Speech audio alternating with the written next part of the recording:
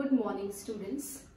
Today we are going to study the poem The Bangle Sellers, written by Sarojini Naidu.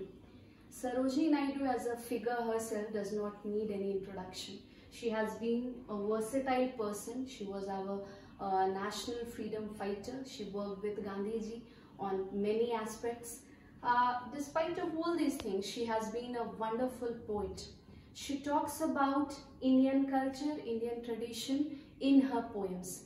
In junior classes, you might have also read about many of her poems, like in the bazaars of Hyderabad, even Bangle Sellers, this poem might have been taught to you, and many more. This poem talks about Indian womanhood. In Indian traditional setup, or in the concept of Indian culture, bangles play a very significant role.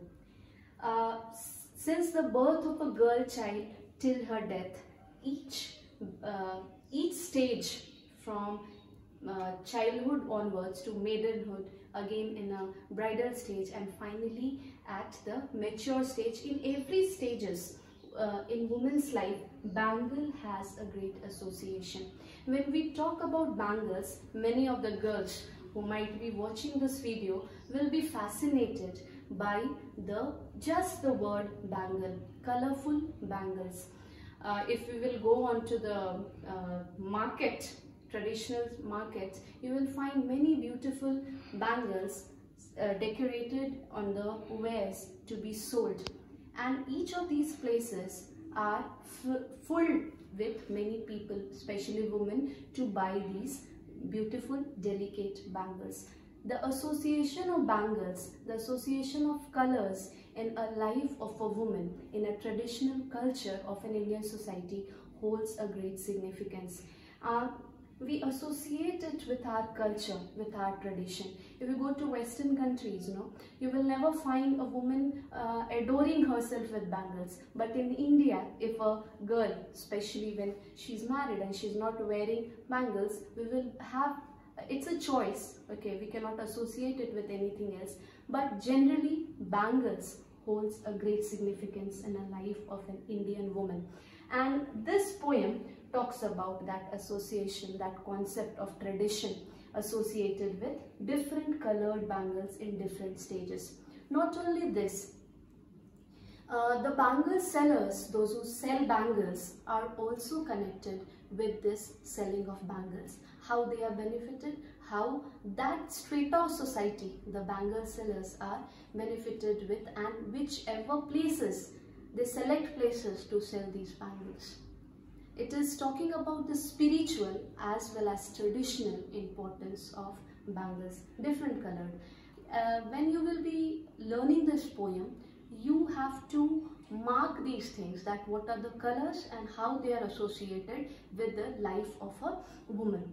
So when you see the description of Sarojini Naidu in your textbook, it's just said that Gandhiji called her the Nightingale of India. Yes, she was. Because of her versatility as a poetess, she was named so.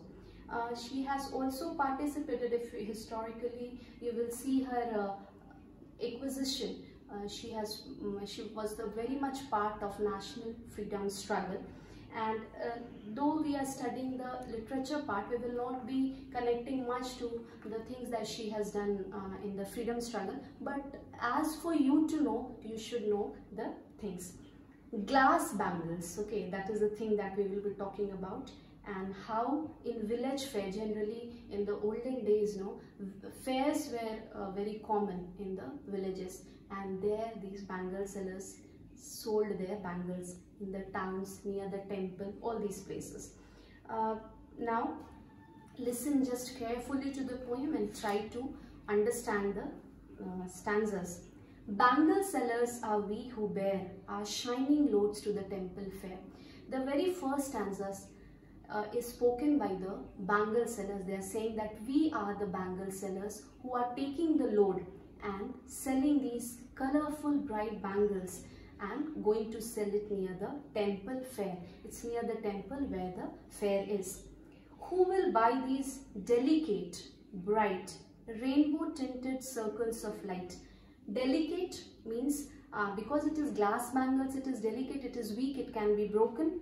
Bright, because it is of different colors, it is shining bright. Rainbow tinted, rainbow associates again with 7 colors, so different colored bangles. And they are circles of illuminating light, giving light, shyness, lustrous tokens of radiant lives. Lustrous means glossy, shining. Okay, tokens means symbol, shining symbols of joyful, happy life. Again, I'm connecting it with the tradition when women wear bright red, yellow, orange, all these colored bangles. It depicts their happiness, glory. For happy daughters and happy wives, these bangles are meant for happy daughters, joyful daughters, and happy wives. Some are meant for a maiden's wrist. Now the bangles, when you will go to a bangle shop, you will have different size for these bangles which will fit only to a group. So it is just said some of the bangles are meant for maiden's wrist. Maidens means a young girl, unmarried young girl. Silver and blue as a mountain mist. An unmarried girl generally prefers, or a maiden prefers, light blue or silver colored bangles, which is compared to the mist which is formed on the mountain tops. Some are flushed like the buds that green. Some of the bangles, the color of bangles is rosy. When you see a bud, okay, bud, all of you understand, a new flower is going to come out of that. That is called kali, you can say, or a bud, which is rosy and glowing. On the tranquil brow of a woodland stream, where it is growing, it is on the calm top of a forest near the river. Woodland stream means near forest, river. Some are aglow with bloom that cleaves. Some of them are glowing, shining like the new slices to the limpid glory of a newborn leaves. When you will see the delicate leaves that sprungs out, immature leaf you can say, or a new leaf that are light glossy in color, some of the bangles are of that color. And all these, in the second stanza, it talks about all the bangles which are meant for a maiden to wear. Moving on to the third stanza. Some are like fields of sunlit corn. Corn, maize, what is the color? Yellow. And when the sunlight will fall, what sort of color it will be? It is golden yellowish in color. And what are these bangles meant for? A bride on her bridal morn. And that golden yellow colored bangles are meant for the bride on her morning of marriage. She wears those. Some like the flame of a marriage fire. And it is when we burn fire, what is the color of that fire? Again, the Indian traditional setup that people move, take 7 woes near the fire. The color of that fire when it is lit is golden yellowish in color, and same is the color of her bangles. Again, it is having a spiritual connection. The love, the desire, the happiness, the eagerness which is filled in her heart is depicted through the color of her bangles. Or rich with the hue of her heart's desire. Now, heart's desire, whenever anything is connected with heart, okay, for you to understand in a much better way, when we propose someone, it is always a red rose. Why is it red? There is, when you will study the effects of color, color has a great significance in our life. So that red has a certain connection when it talks about heart's desire. So what is the desire of a bride's heart at that moment when she is going to begin a new life? That is red. That is brightness associated with it. So she also has red colored bangles which speaks about the desires of her heart. Tinkling, again shining, luminous, lightning, tender, soft, and clear. Because it is a glass bangle, it is clear. Like her bridal laughter and bridal tear. Again, the last sentence of the poem is important. Bridal laughter and bridal tear. When we talk about bridal laughter, for a girl, it is of great significance that laughter, the happiness that she is going to begin a new life. She will have a new family. She will have all the specific happiness which she is going to attain in her life. She will begin a new family. She will be a mother. She will be a daughter-in-law to a new family. She will set up a new tradition, culture in a different family. And bridal tear, again we have opposite words. Bridal laughter, as I told you, the happiness of going into a new family. And bridal tear and the sorrow also is associated in a life of a bride, that she is going to leave her parents' house, and all the happiness, all the joy which she has experienced will be a past memory in her life. So again you can say that the poetess here has tried to talk about the heart's desire, the joy of a bride on her bridal day, with bridal laughter and bridal tear.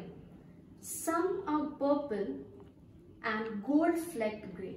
Now we move on to the next stage in a life of a girl or a woman. Some are purple and gold flecked grey. Some of the bangles are purple in color with dots of grey in it, gold and grey. For she who had journeyed through life midway, whose hands have cherished, whose love has blessed. Okay, for these bangles with gold flecked grey are meant for the woman in her middle age. Middle age is generally associated with women who have grown up children. If you take it to understand in age wise, it can be 35 plus or 40 plus. Children have grown up and she has taken care. So at that age, the color of bangle changes into this. It is said that it is meant for the women who have journeyed, crossed life's halfway, whose hands have cherished, she has just brought up the children, whose love had blessed, she has given all her love and affection and blessing, and cradled fairs, and cradle means brought up. She has taken up as the responsibility of a mother. She has brought up her sons on her faithful breast. When we talk about faithful breast here, means that she has, with her mother's love, she has fed her children on her breast and serves her household in fruitful pride, and very proudly she claims herself to be a mother. She takes all the responsibilities, she caters all the responsibility as a mother. She takes the care of the family very proudly as she serves, as she is the woman of her house, and worships the God at her husband's side, and very proudly she sits with those beautiful bangles beside her husband to worship God. And very it is again Indian traditional setup when the poetess in the last line says that she worships the gods at her husband's side. Again, in the traditional setup or in the Indian culture, men do not alone worship God. It is always, if the wife is alive, they will be sitting beside, and that is considered to be a complete message or a complete way of praying God. So she very proudly sits beside her husband in order to offer the God her prayer. Now each stages, we have studied 4 stages and how it is associated with Indian womanhood or traditional Indian womanhood, the concept. The theme that the poetess is trying to explain is same, traditional Indian setup and its connection with the bangle sellers. I hope you have understood the poem minutely. 2 and 3 readings from your part will help you to understand it in a more better way. Thank you.